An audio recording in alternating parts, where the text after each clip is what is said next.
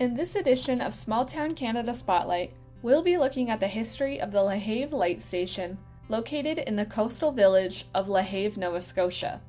While the lighthouse isn't as widely known as others across the province, it still played a significant role in the community's development.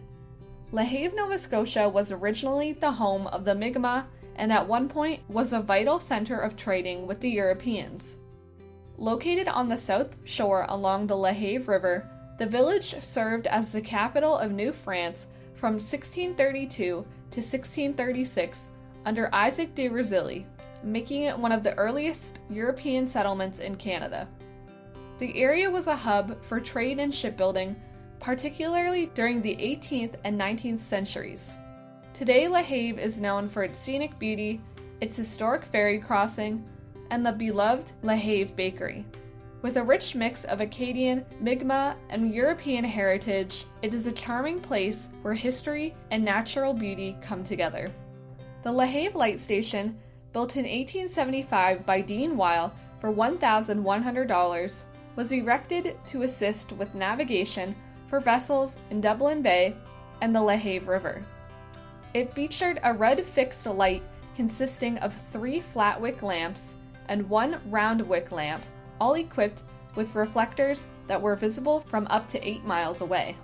William Palmer was hired as the first keeper of the lighthouse in 1876 at an annual salary of $200. When Palmer died 2 years later, his 18-year-old son, Howard Palmer, was appointed keeper. He went on to serve as the lighthouse keeper until he reached the age of 75 in 1935. Over time, numerous improvements were made to the lighthouse to protect it from the harsh Atlantic waters. In 1896, a cribwork protection wall approximately 100 feet long was constructed along the bank in front of the lighthouse to prevent further erosion. In 1900, lighthouse keeper Palmer received a hand foghorn, which he was required to sound in response to ship signals during periods of fog or inclement weather. In 1914, enhancements were made to the light, with the installation of a 4th-order Fresnel lens in the lantern room, replacing the previous array of lamps and reflectors. The early lightkeepers at Fort Point originally lived in a dwelling attached to the lighthouse. However, that changed in 1940 when a separate house was built for their use.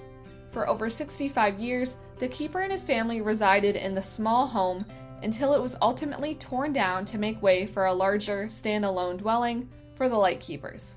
The LaHave Light Station itself was demolished in 1954 and replaced by an unattended light on a skeleton tower. The house meant for the lightkeeper's family survived and was put up for sale in 1964. This structure still stands today as the Lunenburg County Historical Society converted it into the Fort Point Museum. It is also the home of the light that once illuminated the lighthouse. In 1990, a small square pyramidal tower, similar in design to many lighthouses throughout Nova Scotia, was built in memory of the LaHave Light Station. As Fort Point Museum grew, a larger facility was needed, and a more substantial lighthouse, based loosely on the original, was constructed and attached to the 1940 keeper's dwelling. Today, the Fort Point Museum showcases 400 years of local history and is an excellent resource for anyone looking to learn more about the wonderful community of LaHave.